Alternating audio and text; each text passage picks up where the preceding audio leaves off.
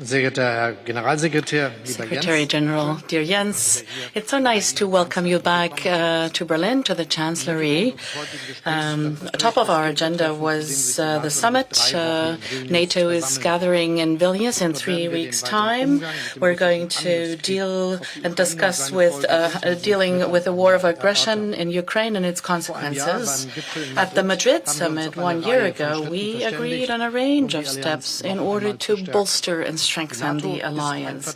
NATO is a defense alliance. Germany has done a lot in order to increase the alliance's defense capability. We're all united in our resolve to defend every square inch of NATO territory. Last week, the federal government adopted its national security strategy. For the first time in our history, we have such a strategy. It stipulates very clearly that the defense of our country and the defense of our alliance have absolute priority for the Bundeswehr. With the special fund to the tune of 100 billion, we have passed important investments in order to modernize our capabilities and enhance these. And we are going to spend 2% of our GDP annually on defense. NATO is and remains the central and pivotal guarantor of our collective security. We are going to reliably make available a major part of the Bundeswehr for the defense of the alliance. Already, Germany is very engaged when it comes to the protection of our alliance in Central and Eastern Europe. In Lithuania, for a long time, we've been leading a multinational battle group, and with our Eurofighters and Patriot systems, we're protecting Poland, and we're participating in air policing in the Baltics. In addition, we keep almost 17,000 soldiers ready for the NATO response force in order to quickly lend assistance to threatened allies. Our focus on the defense of the country and the alliance also means that we exercise intensively together with our allies. Right now, we have the exercise Air Defender, the largest exercise of air forces in German skies in decades. This past Friday, I gained a first-hand impression of the state of cooperation among allies. In Jaga, I saw just how well 25 nations are cooperating in this exercise. In Europe, we need to invest in air defense. With the European Sky Shield Initiative, we gather the states of Europe in order to increase together the protection against ballistic missiles, cruise missiles, and drones. We should be prepared that the Russian war of aggression may take a long time. We're preparing for that, and we're adapting our policies accordingly. Germany is going to support Ukraine as long as it is necessary. We have earmarked the necessary funding in our budget, and we are engaged and are committed to the fact that the German industry enhances its capacities for production and the repair and maintenance of armaments. It is clear NATO will not become a party to the war. Ladies and gentlemen, NATO is a strong alliance. Last year, Finland and Sweden decided to join NATO, and those countries are a welcome and an important addition to our alliance. It is important to me that both countries will be gathered as allies in Vilnius together with us. The Secretary General and myself also talked about the security of critical infrastructure, especially in the North Sea. Jens, I want to thank you for your commitment that NATO is going to take over a coordinating role. Sabotage of gas pipelines, but also submarine cables and wind power plants affect the security of all of the alliance. It is not a matter pertaining to just single allies.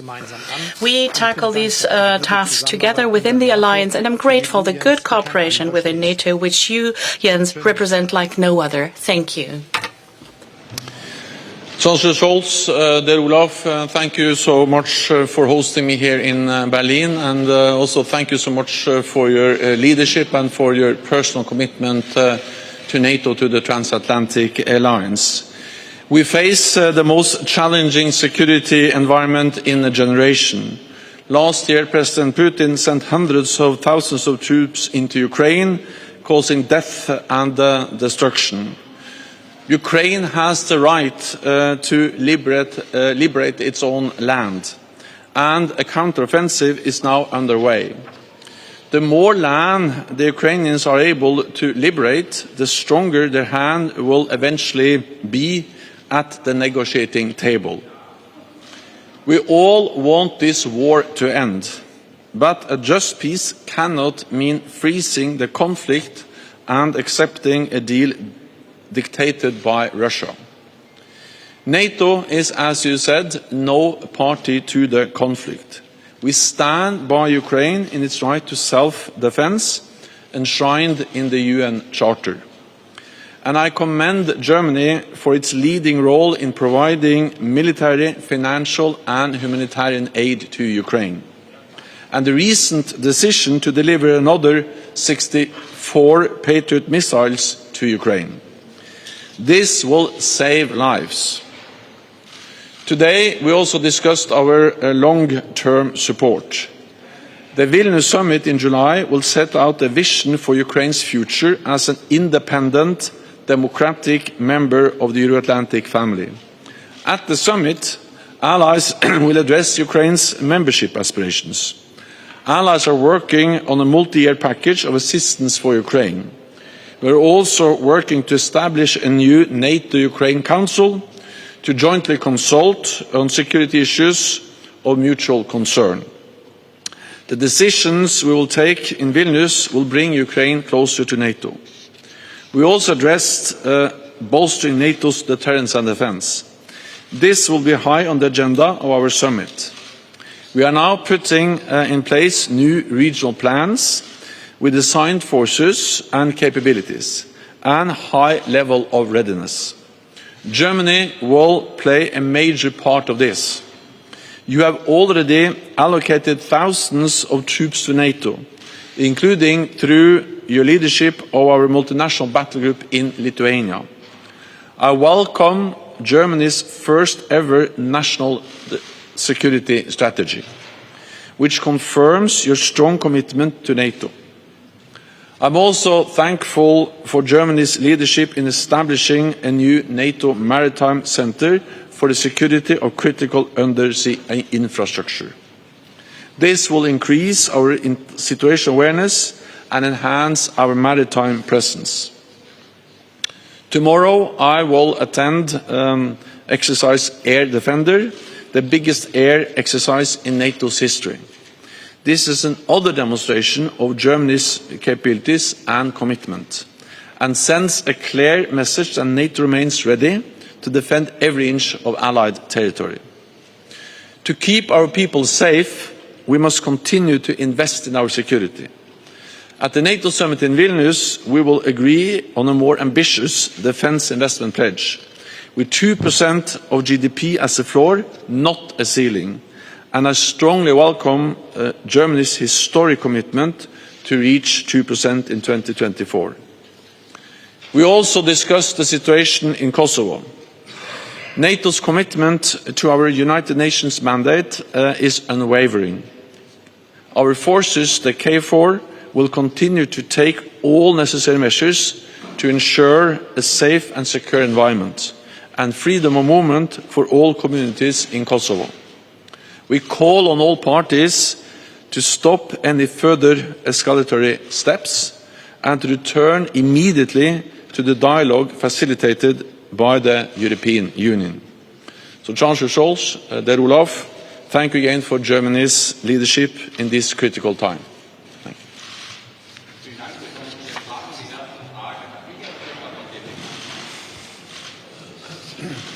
Vielen Dank, Herr Generalsekretär. Thank you very much, Secretary General. Ukraine expects of the summit in Vilnius a formal invitation to NATO, to join NATO. Would you say that after the defense ministers meeting this past week, such an invitation is off the table, finally, and that we're just talking about pledges below this threshold? And Federal Chancellor, you mentioned time and again the decisions, declaration of Bucharest in 2008, when Ukraine was given a perspective for accession.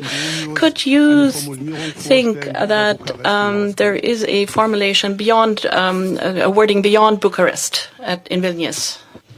At the Vilnius summit and in the preparations for the summit, we are not discussing to issue a formal invitation. What we are discussing is how to move Ukraine closer to NATO, and there are ongoing consultations, and I'm not in a position to preempt the outcome of those consultations. But what I can say is that allies actually already agree on a lot. We agree on that NATO's door is open. We have demonstrated that with the invitation of Finland and Sweden. We also agree on what we stated in 2008, that Ukraine will become a member of the alliance. We also agree that it's not for Russia, but for Ukraine and NATO allies to decide when the time is right to invite Ukraine. Russia doesn't have a veto over NATO decisions. But most importantly, we all agree that the most urgent and important task now is to ensure that Ukraine prevails as a sovereign, independent, democratic nation in Europe. Because unless we do that, unless Ukraine prevails, there is no issue to be discussed at all related to membership.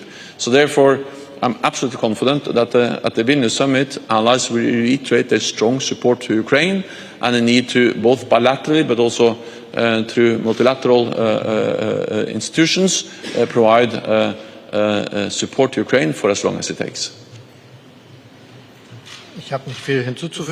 I don't have much to add. We have the Bucharest decision. The Bucharest decision remains, and we need to focus on the task at hand.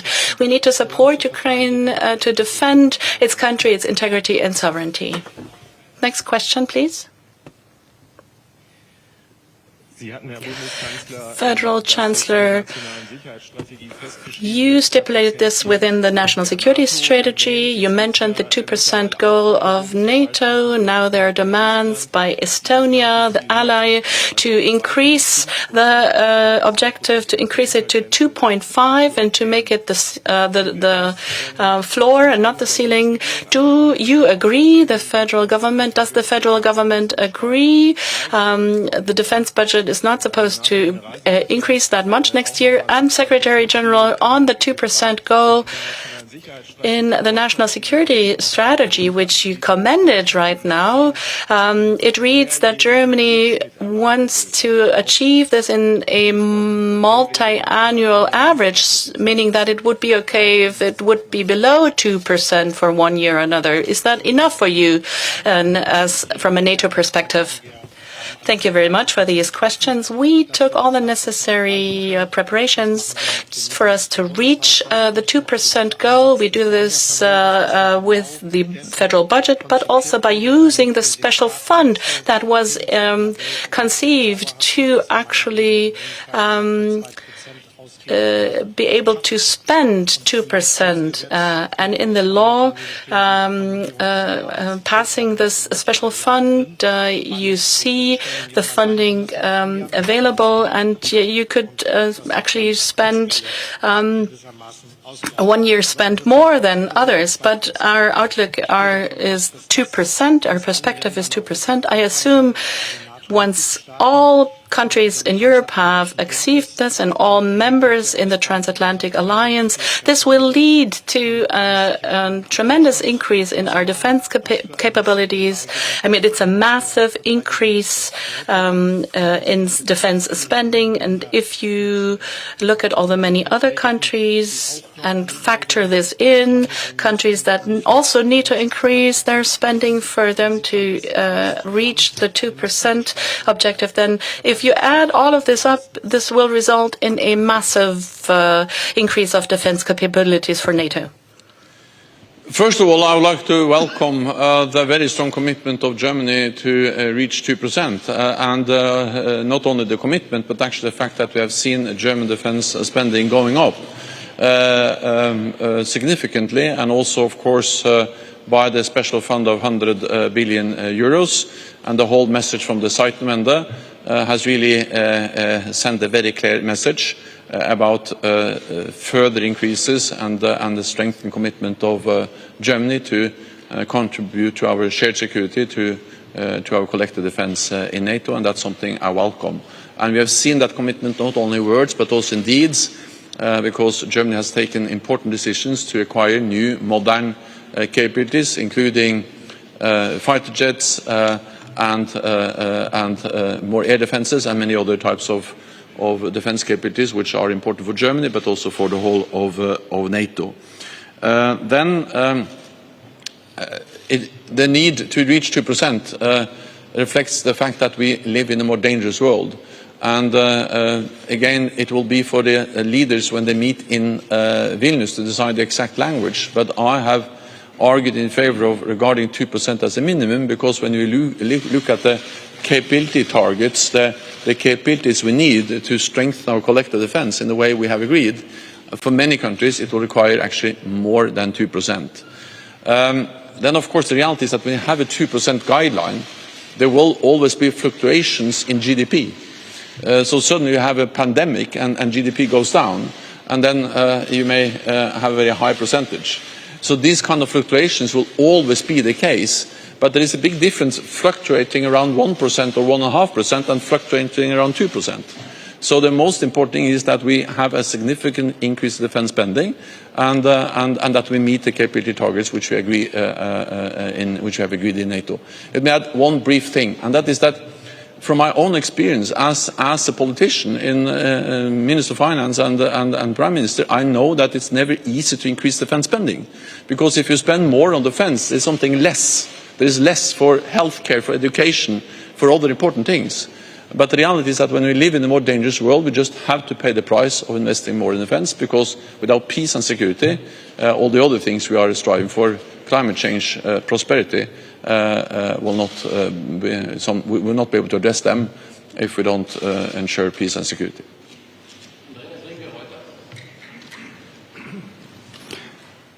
Secretary General, I would like to ask a question pertaining to your own future. Could you say whether you would be available for an extension of your term in office? There are more and more governments proposing this, so that you would remain in office until April of next year, because people have not agreed on a successor, male or female. And Federal Chancellor, a question pertaining to another topic, Intel. The company Intel has made tremendous investments in Israel, 25 billion Poland and 5 billion in Israel and Poland. Is the government going to pay 10 billion in subsidies so that Intel will establish a business location in Magdeburg? I have nothing new to say about this. I have no intention of seeking extension of my term.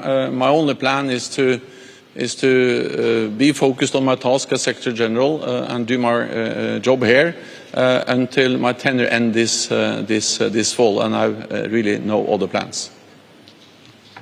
Schönen Dank für die Frage. Thank you very much. Thank you very much for this question. As you know, I'm going to meet representatives of Intel today. It was publicly announced, and I will answer your questions at a different press conference.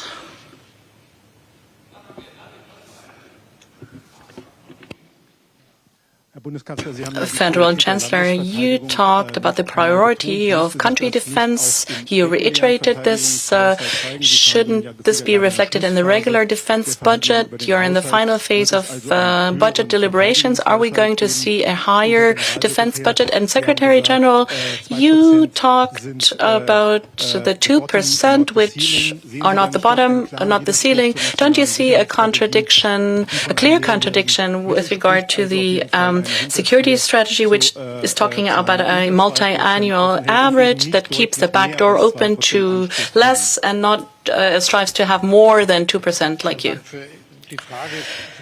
Thank you very much for your question. Let me reiterate, we have proposed an ambitious enhancement of our defense effort, and we assume that with the funding from the budget and the funds that we have from the special fund, that we will be able to achieve the 2% threshold.